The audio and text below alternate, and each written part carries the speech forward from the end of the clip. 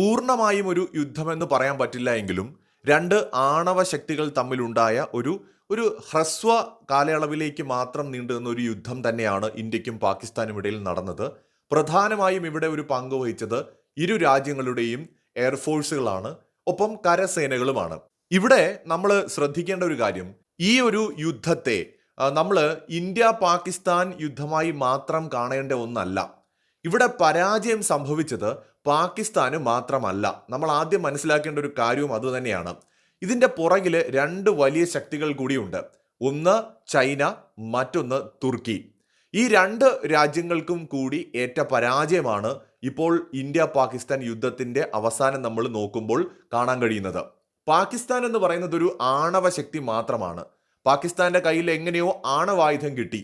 10, 160, 170 എണ്ണം ഉണ്ടെന്ന് കരുതപ്പെടുന്നു. കൃത്യമായ കണക്കൊന്നും നമുക്കറിയില്ല. അമേരിക്ക കൊടുത്തതായാലും ചൈന കൊടുത്തതായാലും പാകിസ്ഥാന്റെ AQ ഖാൻ മോഷ്ടിച്ചതായാലും സാധനം അവരുടെ കയ്യിൽ ഉണ്ട് എന്നത് ശരിയാണ്. എന്തായാലും ഈ ആണവായുധങ്ങൾ ഉണ്ട് എന്നത് മാറ്റി നിർത്തിയാൽ വലിയ രീതിയിലുള്ള ശക്തമായ ബാലിസ്റ്റിക് മിസൈലുകളോ അത്യാധുനികമായ ഡ്രോണുകളോ സ്വന്തമായി നിർമ്മിച്ച എയർക്രാഫ്റ്റുകളോ വിമാനവാഹിനി കപ്പലുകളോ മികച്ച മുങ്ങിക്കപ്പലുകളോ, എന്തിന് പാകിസ്ഥാന് ചൈനയെ അടുത്തിടെ കൊടുത്ത 1, 2 യുദ്ധക്കപ്പലുകൾ മാറ്റിവെച്ചാൽ കൊള്ളാവുന്ന യുദ്ധക്കപ്പലുകളോ പോലും പാകിസ്ഥാന്റെ കയ്യിലില്ല. അതുകൊണ്ടാണ് ഒരു പരമ്പരാഗത യുദ്ധം ചെയ്യാൻ അവർക്ക് ശേഷിയില്ല എന്ന് പറയുന്നതും. ഇന്ത്യ പാകിസ്ഥാൻ ഒരു വിഷയം ഉണ്ടാവുമ്പോൾ ഉടനെ തന്നെ പാകിസ്ഥാൻ പറയുന്നത് ആണവായുധത്തെക്കുറിച്ചാണ്. കാരണം അതല്ലാതെ മറ്റൊന്നും ഇന്ത്യയുമായിട്ട് അടിച്ചു നിൽക്കാനായിട്ട് അവരുടെ കയ്യിൽ ഇല്ല എന്നത് അവർക്കും അറിയാം. അവരുടെ രാജ്യത്തിന്റെ സുരക്ഷ ആണവായുധത്തിൽ മാത്രമാണെന്ന് അവർക്കറിയാം. അത് പ്രയോഗിക്കുന്നതിലുമല്ല, ഈ ആണവായുധം ഉണ്ട് എന്ന് പറഞ്ഞ് ഭീഷണിപ്പെടുത്തുന്നതിലാണ് അവരുടെ സുരക്ഷ. എന്നാൽ ഇന്ത്യ ഇപ്പോഴത്തെ ഈ ഒരു സംഘർഷത്തിന് ശേഷം പാകിസ്ഥാന് നൽകുന്ന സന്ദേശം വ്യക്തമാണ്. ആണവായുധ ഭീഷണി ഇനി വിലപ്പോവില്ല.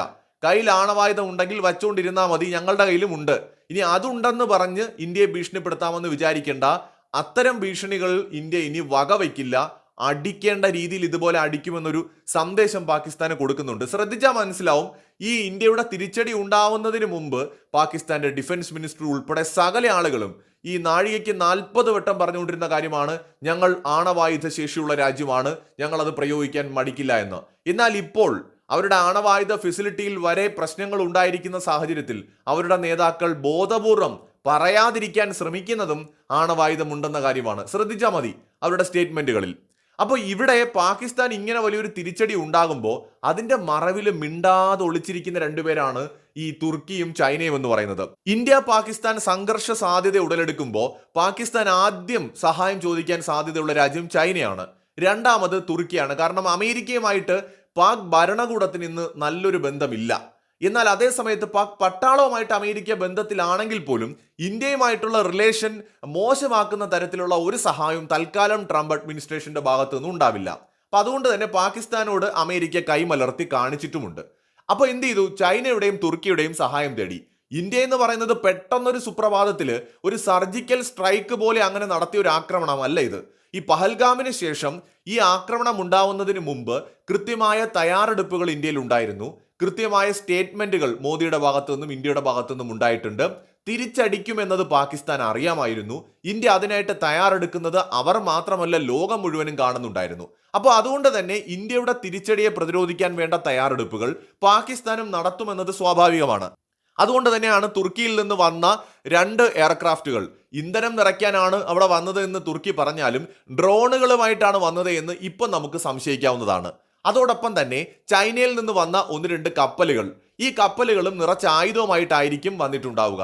അതിൽ മിസൈലുകൾ ഉണ്ടാവാം, ഡ്രോണുകൾ ഉണ്ടാവാം.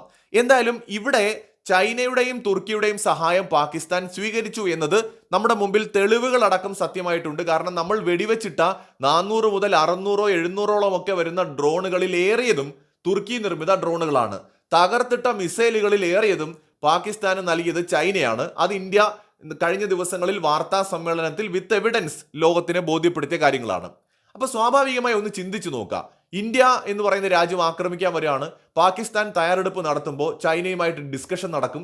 ചൈന എന്ന് പറയുന്നത് നിലവിൽ പാകിസ്ഥാന്റെ ഗോഡ് ഫാദർ ആണ്. അപ്പൊ ചൈന എന്തായിരിക്കും ചെയ്യുക? ഇന്ത്യയെക്കുറിച്ച് ചൈനയ്ക്ക് അറിയാവുന്ന ഇന്റലിജൻസ് നൽകിയിട്ടുള്ള രഹസ്യ ഇൻഫർമേഷൻസ് അടക്കം സകലതും പാകിസ്ഥാന് ഷെയർ ചെയ്ത് കൊടുക്കാം. ഉദാഹരണത്തിന് ഇന്ത്യയുടെ ബേസുകളെ കുറിച്ച് ചൈനയ്ക്ക് അറിയാവുന്ന ഡീറ്റെയിൽസ് കൊടുക്കാം. പാകിസ്ഥാൻ നമുക്കറിയാം ഒരു സ്പേസ് പവർ ഒന്നുമല്ല, ചൈന ഒരു സ്പേസ് പവറാണ്. അപ്പൊ അവരുടെ സ്പേസ് ഏജൻസി ഇന്ത്യയെക്കുറിച്ച് എന്തായാലും അന്വേഷിക്കുമല്ലോ. അവരുടെ സാറ്റലൈറ്റുകൾ ഇന്ത്യയിലെ ഇമേജസ് എടുത്തു കൊടുക്കാൻ ശ്രമിക്കും, ഇന്ത്യയിലെ ബേസുകളെ കുറിച്ചുള്ള ഇൻഫർമേഷൻസ് കൊടുക്കും. ഇന്ത്യയെക്കുറിച്ച് എന്തൊക്കെ ചൈനയ്ക്ക് അറിയാമോ, അവരെന്തൊക്കെ കണ്ടെത്തി വെച്ചിട്ടുണ്ടോ, അത് കറക്റ്റ് ആണോ അല്ലയോ എന്നുള്ളതല്ല നമ്മൾ ശ്രദ്ധിക്കേണ്ടത്. എന്തൊക്കെ ചൈനയ്ക്ക് അറിയാമോ അതെല്ലാം പാകിസ്ഥാന് കൊടുത്തിട്ടുണ്ടാവും. ഇന്ത്യയുടെ ആയുധങ്ങളെ കുറിച്ചുള്ള ഇൻഫർമേഷൻസ് നമ്മൾ നേരത്തെ പറഞ്ഞു, S-400 ചൈനയുടെയും കയ്യിലുണ്ട്. അതിനെ പ്രതിരോധിക്കാൻ പറ്റുന്ന മിസൈലുകൾ എന്നുള്ള രീതിയിലാണ് അവർ PL-15 എന്ന് പറയുന്ന മിസൈൽ കൊടുത്തത്. അതടക്കമാണ് ഇന്ത്യ അടിച്ചിട്ടിരിക്കുന്നത്. നമ്മൾ മനസ്സിലാക്കേണ്ട കാര്യം അതാണ്. അപ്പൊ ചൈന കൊടുത്ത ഇൻഫർമേഷൻസ്, ആയുധങ്ങൾ, ഇതെല്ലാം ഇന്ത്യക്കെതിരെ വർക്കാവും, നിങ്ങൾ ഇത് ഉപയോഗിച്ചോ എന്ന് പറഞ്ഞാണ് കൊടുത്തത്. ചൈന നിർമ്മിച്ചിട്ടുള്ള അവരുടെ എയർക്രാഫ്റ്റുകൾ അത് പാകിസ്ഥാന്റെ കയ്യിലുണ്ട്. ഇതെല്ലാം ഇന്ത്യക്കെതിരെ വർക്കാവും, നിങ്ങൾ ഉപയോഗിച്ചോ എന്നാണ് പറഞ്ഞത്. ചൈനയുടെ എയർ ഡിഫൻസ് സിസ്റ്റം ഇതെല്ലാം ഇന്ത്യൻ മിസൈലുകളെ പ്രതിരോധിക്കും എന്ന് പറഞ്ഞാണ് പാകിസ്ഥാന് കൊടുത്തത്. ഈ എയർ ഡിഫൻസ് സിസ്റ്റംസ് അടക്കം സകല സാധനങ്ങളും ഇന്ത്യയുടെ മുമ്പിൽ പരാജയപ്പെടുന്നു എന്ന് വരുമ്പോൾ നമ്മൾ ഇതിൽ നിന്ന് എന്താണ് വായിക്കേണ്ടത്? ഇപ്പോൾ ഒരു പ്രോക്സി ആയിട്ടാണല്ലോ ചൈന പാകിസ്ഥാനെ യൂസ് ചെയ്തിരിക്കുന്നത്. അപ്പൊ ഇന്ത്യയുടെ മുമ്പിൽ ചൈന പാകിസ്ഥാനെ നിർത്തി കളിച്ചു എന്നത് വ്യക്തവുമാണ്. ആ നിലയ്ക്ക് ഇത് പാകിസ്ഥാന്റെ മാത്രം പരാജയമാണോ? ഇത് ചൈനയുടെ കൂടി പരാജയമല്ലേ?